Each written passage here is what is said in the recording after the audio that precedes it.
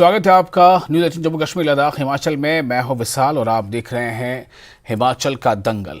सबसे पहले नजर डालेंगे हेडलाइंस पर और उससे पहले एक ब्रेकिंग न्यूज़ पहले आपको बता दें। ब्रेकिंग खबर यह है कि भाजपा ने चुनाव के लिए स्टार प्रचारकों की सूची जारी कर दी है और इस बार पीएम मोदी सहित 40 केंद्रीय नेता हिमाचल में चुनाव प्रचार करेंगे। जी हां, आपने सही सुना, इस बार पीएम मोदी सहित 40 केंद्रीय नेता हिमाचल में चुनाव प्रचार करेंगे। अधिकांश नेता अपने क्षेत्र में पीएम मोदी और योगी आदित्यनाथ की रैली करवाना चाहते हैं, यानी कि डिमांड में है। लोग चाहते हैं अधिकांश नेता के वहां पर रैली हो तो पीएम मोदी की हो या वहां रैली हो तो योगी आदित्यनाथ की हो। तो इस तरह 40 कुल केंद्रीय नेता होंगे जिनमें पीएम मोदी का नाम भी शामिल है और वो सब के सब जो है हिमाचल की 68 सीटों के लिए चुनावी प्रचार के मैदान में उतरेंगे। और ये एक बहुत बड़ी खबर इस एतबार से है कि किस तरह बीजेपी चुनाव में अपनी कोशिश करने में कहीं भी पीछे नहीं रहती, ये इससे पता चलता है।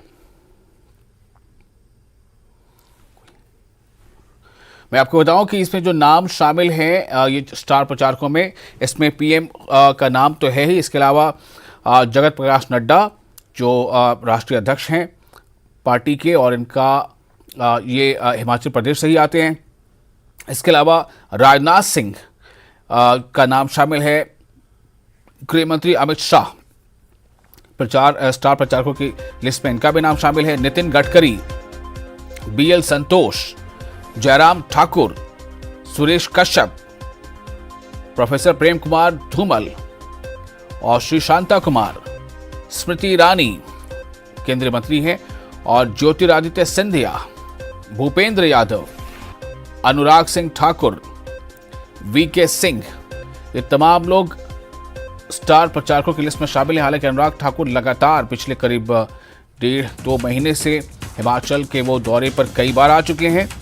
अब भी वो हिमाचल के दौरे पे हैं तो उनका भी नाम स्टार प्रचारकों की सूची में शामिल है। और शिमला से राजेंद्र हमारे साथ जुड़ चुके हैं, हमारे संवाददाता। राजेंद्र, ये जो स्टार प्रचारकों की सूची जारी हुई है, ये सूची के अनुसार कब से इन तमाम लोगों का आगमन शुरू होगा और कब से रैलियां और प्रचार शुरू होंगी? क्या इस बार कुछ खास अंदाज भी बीजेपी अपनाएगी प्रचार के लिए?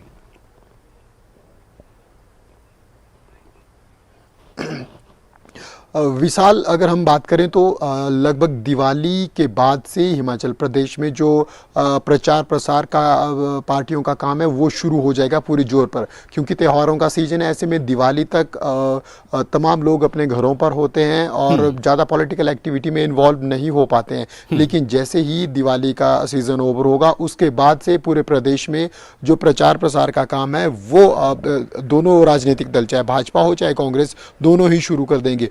अब हिमाचल प्रदेश की अगर हम बात करें, अभी तक जो सूत्रों से हमें जानकारी मिली है भाजपा के सूत्रों से, वो यही है कि हर कोई भी विधायक हो जो उम्मीदवार हैं वो प्रधानमंत्री नरेंद्र मोदी या फिर उत्तर प्रदेश के मुख्यमंत्री योगी आदित्यनाथ की रैली करवाना चाहेंगे। अब दरअसल हिमाचल प्रदेश में एक बड़ा तबका यूपी, बिहार या अन्य राज्यों से, बाहर के राज्यों से हिमाचल प्रदेश में काम करने भी आता है। तो खासकर इंडस्ट्रियल एरिया की अगर हम बात करें तो ऐसे में जो ऐसे विधानसभा क्षेत्र जो इंडस्ट्रियल एरिया में आते हैं और एक बड़ा तबका अन्य राज्यों से हिमाचल प्रदेश में जो काम करने आता है, वहां पे विधायक कोशिश करते हैं कि अधिक से अधिक संबंधित राज्यों के मुख्यमंत्री या फिर संबंधित राज्यों में जो पॉपुलर लीडर हैं, पॉपुलर फेस हैं, उनके कार्यक्रम करवाए जाए। वहीं एक नाम आपने अभी सूची में पढ़ा, जनरल वीके सिंह, क्योंकि हिमाचल प्रदेश में एक बड़ा, एक कह सकते हैं कि बहुत से युवा यहाँ से सेना में जाते हैं और ये परंपरा हिमाचल प्रदेश की रही है कि अब बड़ी संख्या में सैनिक हिमाचल प्रदेश से हैं। अगर कहे तो एक बड़ा नंबर पूर्व सैनिकों का भी है और वर्तमान में भी सेना में बड़ी संख्या में लोग हैं। तो ऐसे में जनरल वीके सिंह भी एक आकर्षण का केंद्र हिमाचल प्रदेश में रहते हैं, इसलिए इनका नाम भी है। इसके अलावा अगर इस सूची को हम गहनता से देखें तो ऐसे लोग जिन्होंने हिमाचल प्रदेश में काम किया है, ऐसे नेता, चाहे वो भाजपा के प्रभारी के रूप में रहे हो या किसी भी रूप में जिन्होंने हिमाचल प्रदेश में काम किया है, उन तमाम लोगों के नाम भी सूची में शामिल हैं। वहीं अगर हिमाचल प्रदेश के बड़े नेताओं के नाम हम चर्चा करें तो सभी सांसद जो हिमाचल प्रदेश के हैं, राज्यसभा में है, लोकसभा में है, उनके नाम सूची में शामिल किए गए हैं। इसके अलावा पूर्व मुख्यमंत्री प्रेम कुमार धूमल सूची में है, पूर्व मुख्यमंत्री शांता कुमार वो भी सूची में। हालांकि शांता कुमार कितनी रैलियां करते हैं, बड़े लंबे समय से उन्होंने अपने आप को एक्टिव पॉलिटिक्स से दूर रखा है, तो ऐसे में वो कितनी रैलियां करते हैं ये भी देखने वाली बात है। लेकिन भाजपा कोशिश करेगी कि अगर जो कांगड़ा चंबा संसदीय क्षेत्र है वहां पर शांता कुमार की रैली हो सके तो उसका उन्हें एक फायदा मिल सकता है। वही प्रधानमंत्री नरेंद्र मोदी, नितिन गडकरी जो केंद्रीय मंत्री हैं, क्योंकि वो कई बार हिमाचल प्रदेश आए हैं, तो ऐसे में उनका भी लगाव, कई बार उनकी रैलियां कांगड़ा में हमने होते हुए देखी हैं, तो ऐसे में लोग उनको सुनना भी पसंद करते हैं। डेवलपमेंट की बातें हुई हिमाचल प्रदेश में, चाहे वो एनएच की बात हो, तमाम इश्यूज जो हैं तो वो हिमाचल प्रदेश के उन्होंने पहले भी टच किए हैं, चाहे वो लोकसभा के चुनाव हो या उससे पहले 2017 के विधानसभा चुनाव हो, उस वक्त भी प्रचार किया है। वही फोकस अगर भाजपा का हम कह सकते हैं तो जैसे ही दिवाली का सीजन खत्म होगा उसके बाद से लेके चुनावों की तारीख तक, जब तक रैलियां अलाउड होती हैं, भाजपा ताबड़तोड़ प्रचार हिमाचल प्रदेश में करने जा रही है। जी राजेंद्र, आपने अभी जब वीके सिंह का नाम लिया, मैंने भी सूची में वो नाम गिनाया था, आपने भी इसका जिक्र किया, तो इससे एक सवाल मेरे जहन में आ रहा है कि क्या हिमाचल के चुनाव में अग्निपथ और अग्निवीर इसकी भी कुछ चर्चा है क्या?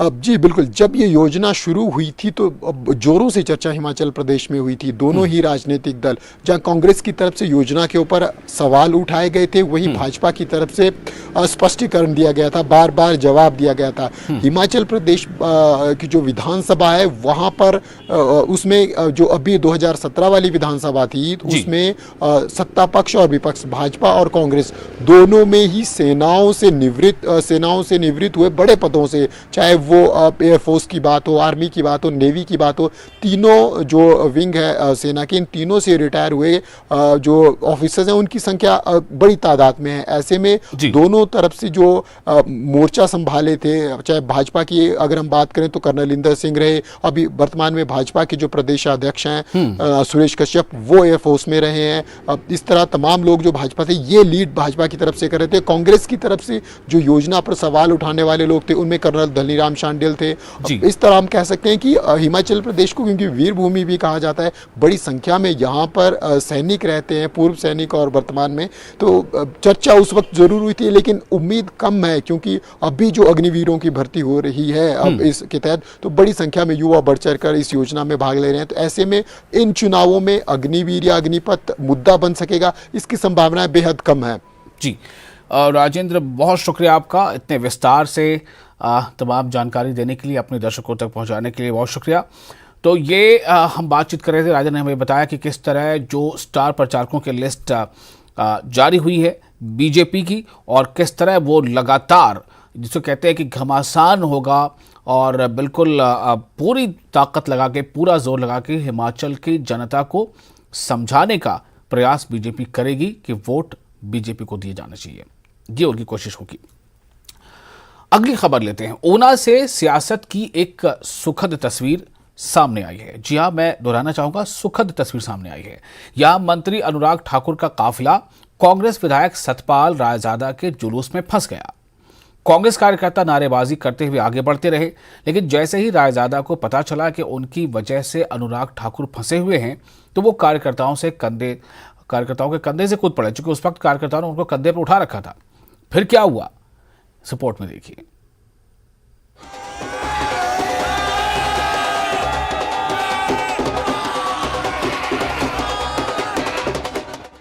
सड़क पर कांग्रेस कार्यकर्ताओं का हुजूम था। ढोल नगाड़ों का शोर था।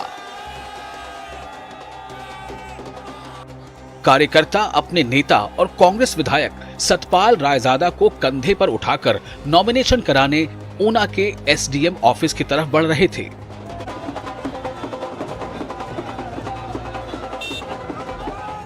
ठीक उसी वक्त केंद्रीय मंत्री अनुराग ठाकुर का काफिला वहां पहुंचा, जो भीड़ की वजह से फंस गया। कार्यकर्ताओं को इसकी कोई परवाह नहीं थी।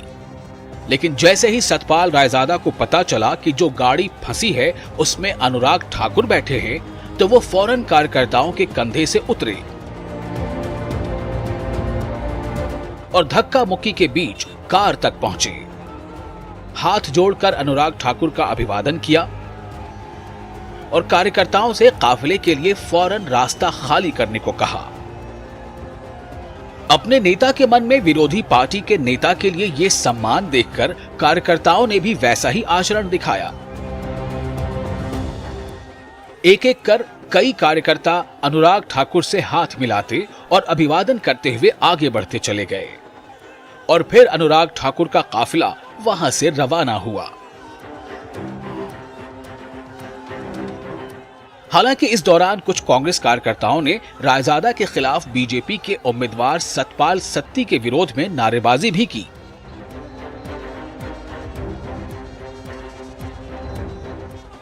लेकिन किसी ने भीड़ में फंसे अनुराग की शान में कोई गुस्ताखी नहीं की। अमित शर्मा, न्यूज़ 18, ऊना।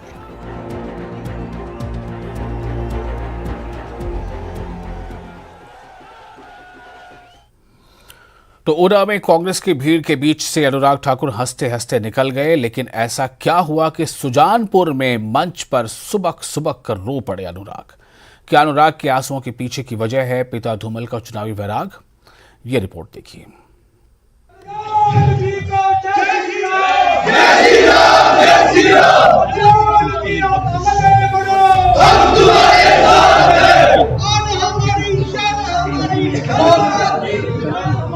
लेकिन मित्रों, 2017 के बाद जब रिजल्ट भी आया तो क्या धूमल जी उठ के अपने घर बैठे थे? सवाल है कि सुजानपुर में मंच से आंसुओं के बीच अनुराग ने पिता धूमल को लेकर ये सवाल क्यों किया। 2017 के बाद जब रिजल्ट भी आया तो क्या धूमल जी उठ के अपने घर बैठे थे? सुजानपुर वही सीट है जहां से 2017 में हार के चलते प्रेम कुमार धूमल सीएम भी नहीं बन पाए। इस बार भी उनके सुजानपुर से ही चुनाव लड़ने की चर्चा थी, लेकिन वो नहीं लड़े, जिससे कार्यकर्ता ही नहीं बेटे अनुराग भी कितने आहत हैं ये उनके आंसुओं से समझिए। मैं आपकी भावनाओं को बहुत अच्छी तरह समझता हूं। जिस नेता के साथ आप लोगों ने युवा मोर्चा से लेकर पार्टी के मंडल के अध्यक्ष से लेकर प्रदेश की टीम तक काम किया, वो भावना बहुत अलग है। वो एक परिवार की भावना है और ये शायद बहुत कम जगह पर आपको देखने को मिलेगा। हमीरपुर प्रेम कुमार धूमल का गढ़ रहा है। वहां से राजनीति करते हुए वो संसद तक पहुंचे और 2 बार हिमाचल के सीएम भी बने। धूमल के बाद उनके बेटे अनुराग ठाकुर को भी हमीरपुर की जनता ने आंखों पर बैठाया, जो आज केंद्रीय मंत्री हैं।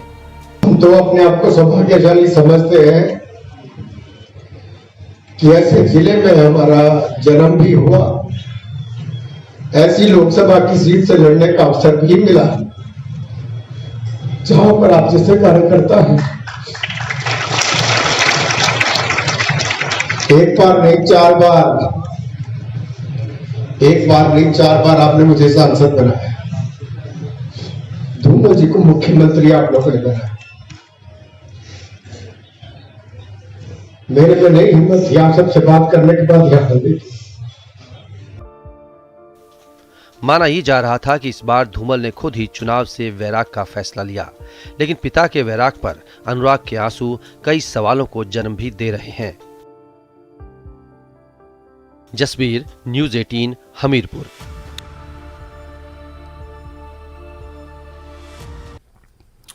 ब्रेक के बाद में फिर आपका स्वागत है। आप देख रहे हैं हिमाचल का दंगल। बिलासपुर सदर से भाजपा के प्रत्याशी त्रिलोक जम्वाल ने आज नामांकन पत्र दाखिल किया। इस मौके पर बिलासपुर में एक जनसभा भी आयोजित की गई थी, जिसे सीएम जयराम ठाकुर ने संबोधित किया।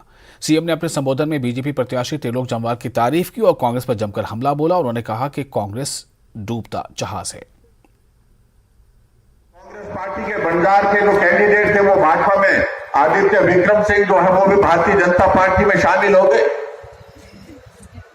और पिछले कल जो मंडी से इनकी कांग्रेस पार्टी के वरिष्ठ नेत्री थी जो बल विधानसभा क्षेत्र से टिकट भी चाहती थी और उसके साथ साथ में उन्होंने कांग्रेस के अनेक दायित्वों पर काम किया। सुमन चौधरी पीरू राम चौधरी के परिवार से दोस्ती उनकी, वो भी भाजपा में शामिल हुई पिछले कल शाम को।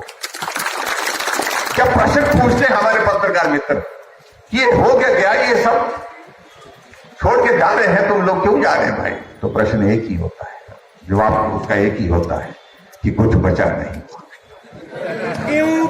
कोई उम्मीद नहीं है,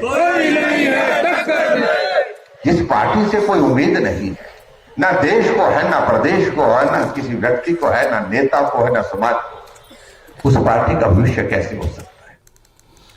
बिलासपुर में त्रिलोक जम्वाल की किससे टक्कर है, ये जान लीजिए। ये दो तस्वीरें आप इस वक्त देख रहे हैं। एक में आप देख रहे हैं त्रिलोक जम्वाल जो बीजेपी के प्रत्याशी हैं, इनकी टक्कर बाबर ठाकुर से है जो कांग्रेस के प्रत्याशी हैं। तो बिलासपुर विधानसभा सीट पर क्या ये तय हो जाएगा? सीट की जनता क्या यह तय कर देगी कि जो सीएम जयराम ठाकुर ने कहा है वो बात सही है कि कांग्रेस डूबता जहाज है, या फिर ये कि डूबता नहीं बल्कि वो उभरता और चलता जहाज है? ये सब कुछ तय होगा वो 8 दिसंबर को जब नतीजे आएंगे। चंबा सदर सीट से कांग्रेस प्रत्याशी नीरज नैयर ने नामांकन दाखिल किया। नामांकन के दौरान उन्होंने हजारों समर्थकों के साथ रैली निकालकर शक्ति प्रदर्शन भी किया।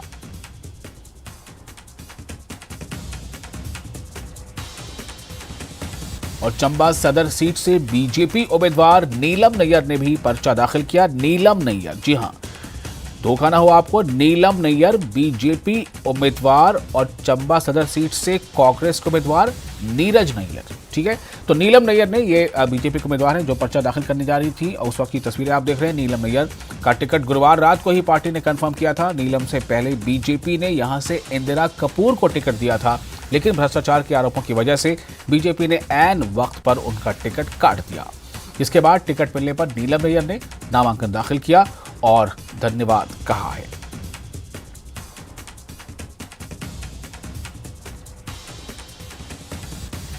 तो नीलम नैयर बनाम नीरज नैयर, सीट है चंबा सदर।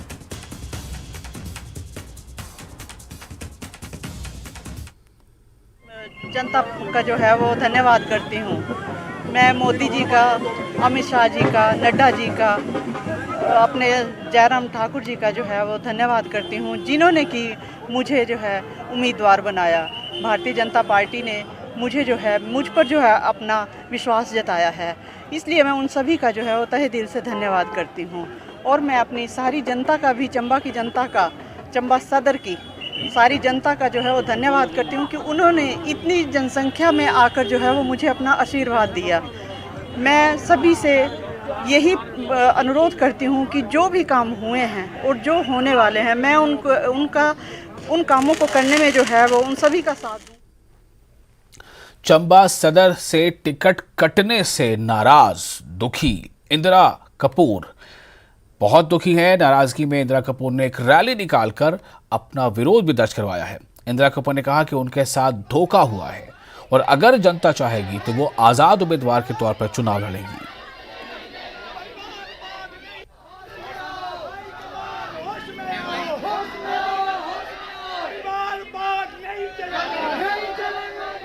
देखिए जी, हमें बनाने के लिए भी हर्ष महाजन जी को नहीं भेजा था।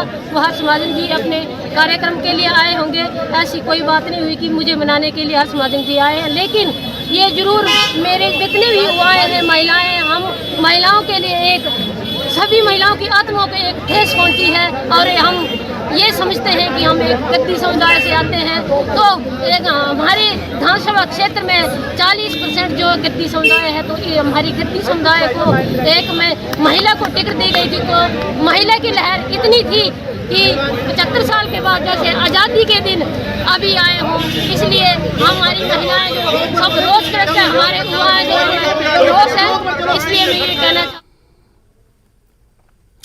हिमाचल प्रदेश में आज कई दिग्गजों ने नामांकन किया है और जिसकी ये 6 तस्वीरें आपको हम दिखा रहे हैं। इन 6 तस्वीरों में आप देखेंगे कि कांग्रेस उम्मीदवार विक्रमादित्य सिंह ने शिमला ग्रामीण सीट के लिए नामांकन का पर्चा भरा। वहीं बीजेपी के सरवीण चौधरी ने शाहपुर सीट से अपना पर्चा दाखिल किया।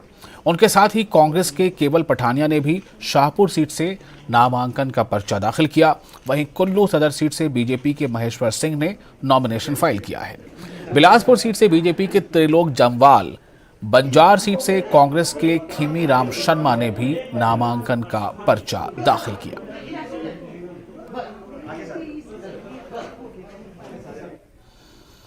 प्रदेश कांग्रेस कार्यकारी अध्यक्ष राजेंद्र राणा ने सुजानपुर विधानसभा क्षेत्र से कांग्रेस प्रत्याशी के तौर पर अपना नामांकन दाखिल किया है। इस दौरान काफी संख्या में कांग्रेस कार्यकर्ता मौजूद रहे। राजेंद्र राणा ने सुजानपुर चौगान से लेकर सुजानपुर बाजार तक रैली का आयोजन किया। इस मौके पर राजेंद्र राणा ने बीजेपी पर जमकर निशाना साधा।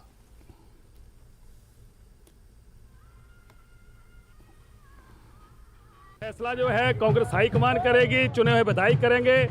अभी फिर हमारा जो सबका टारगेट है वो हिमाचल प्रदेश में कांग्रेस की सरकार सत्ता में आए और हिमाचल प्रदेश की जनता के साथ जो वायदे हमने किए हैं उनको हम पूरा करें और फिर से हिमाचल प्रदेश में विकास जो है वो जो। और कांग्रेस के उम्मीदवार विक्रमादित्य सिंह का नामांकन भी आप देखिए किस तरह से उन्होंने नामांकन किया है। रैली निकालकर अपना नामांकन का पर्चा दाखिल करने वो गए, शक्ति का मुजाहरा किया। अपने समर्थकों के साथ डीसी ऑफिस में नामांकन का पर्चा दाखिल किया। शिमला ग्रामीण विधानसभा सीट से उन्होंने पर्चा भरा है।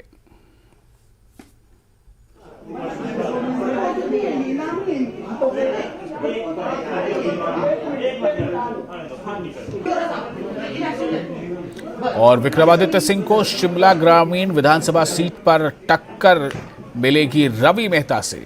रवि मेहता बीजेपी के उम्मीदवार हैं शिमला ग्रामीण विधानसभा सीट पर और उनका मुकाबला है विक्रमादित्य सिंह कांग्रेस से।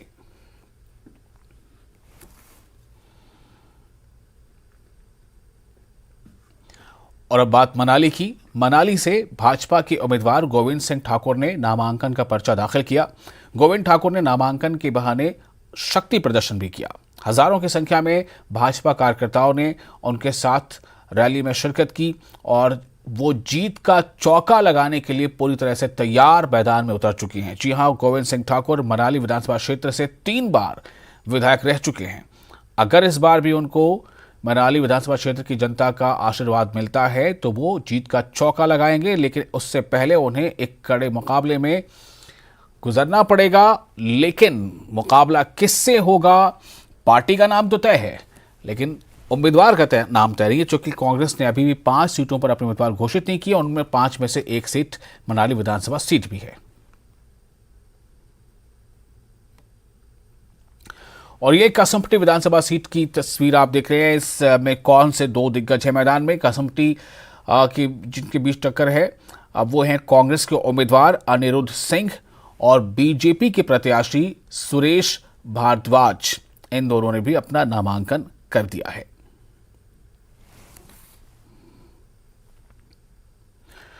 तो जारी है और जारी रहेगा दंगल। हम फिर हाजिर होंगे कल आपके पास हिमाचल का दंगल लेकर। फिलहाल मुझे दीजिए इजाजत।